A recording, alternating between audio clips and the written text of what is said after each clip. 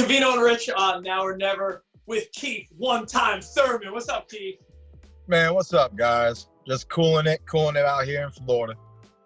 Yo, you're looking good, man. You're coming off that rehab on the left hand. Was a problem for a minute now. How's the progress? It feels good, man. It just feels good not to be in pain, not to have arthritic joints. We had a bone fusion, so, like the Bible says, the two will be one. My bones, it's a one solid bone now. We got two staples in there that hopefully will never need to be removed. Right now, they're not causing me any problems. Really, we're just getting the wrist strength back.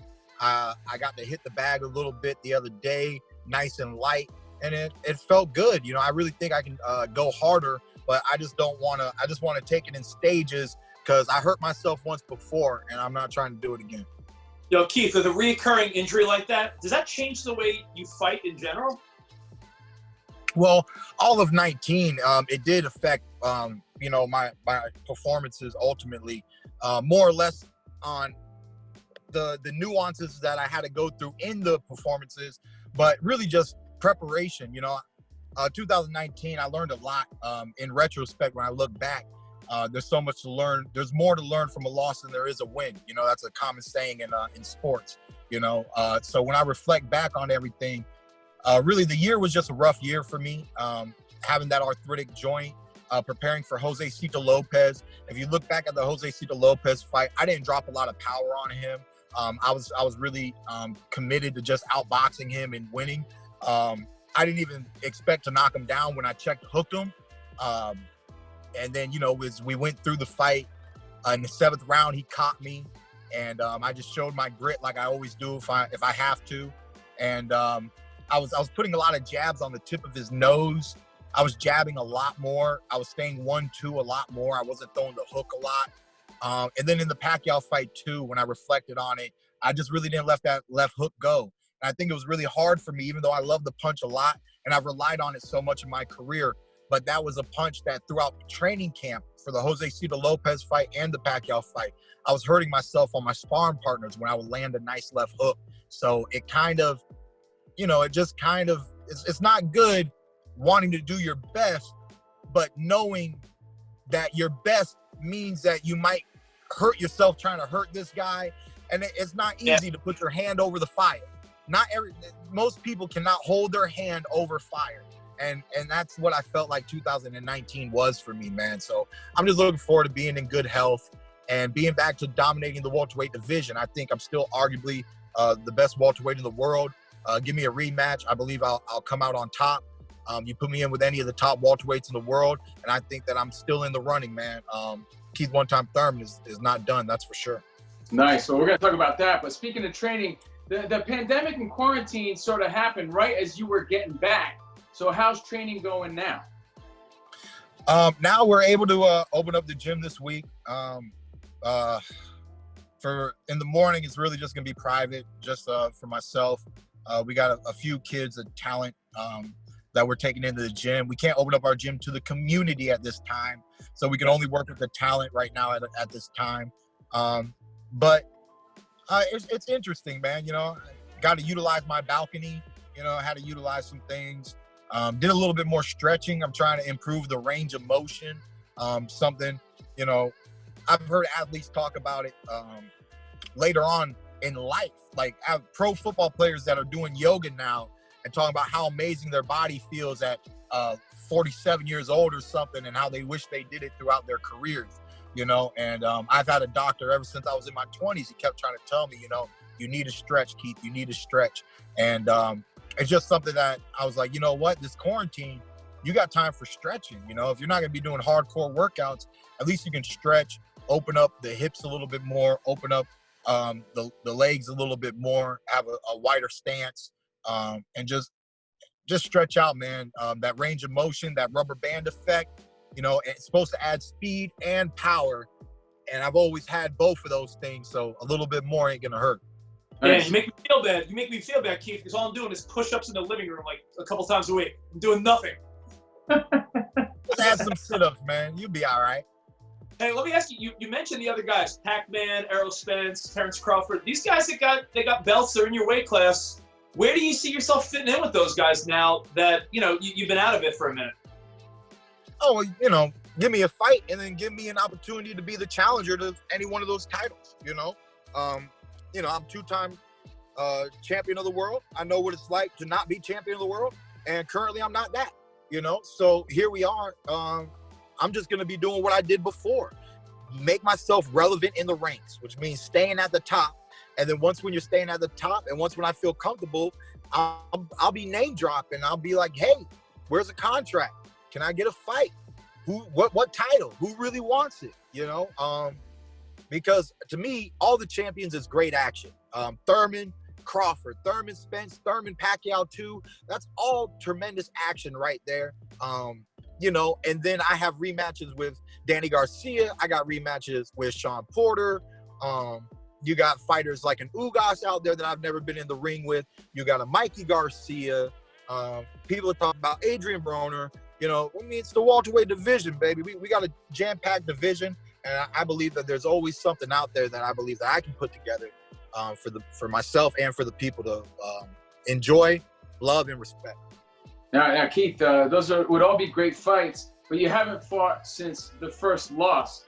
So I know the hand's getting better, but how's the mindset, man? How you feeling about that?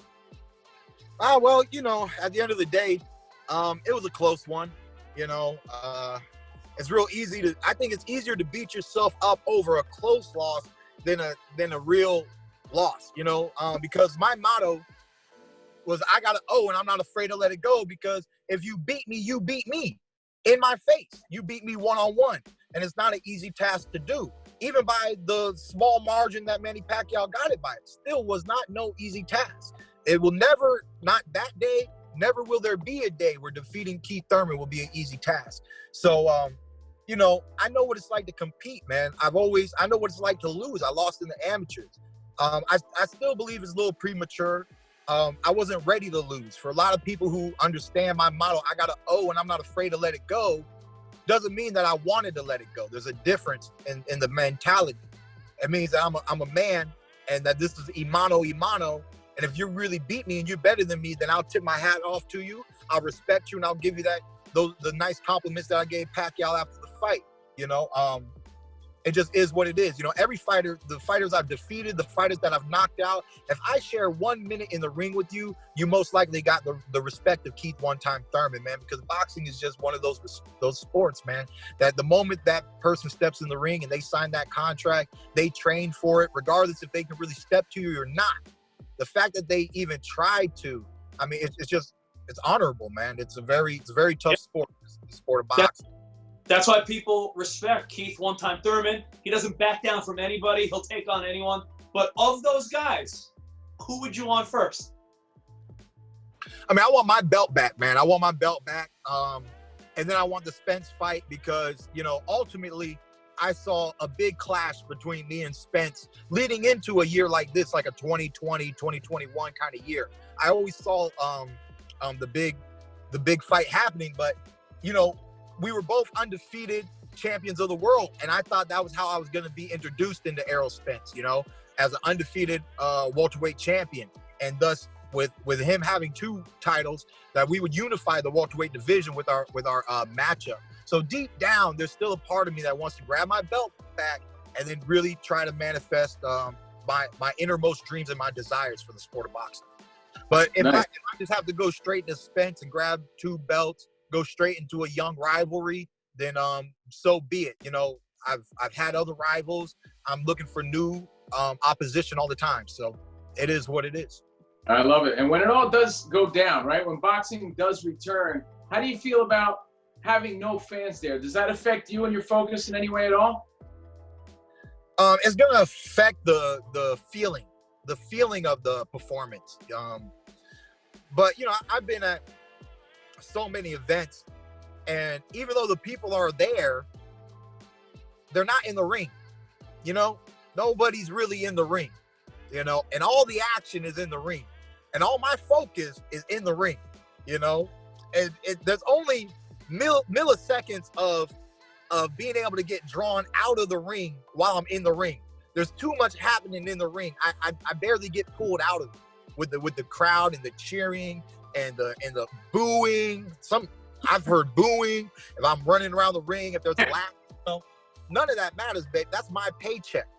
You send Keith Thurman to go get a paycheck, it's gonna look like every other time I went to go get a paycheck.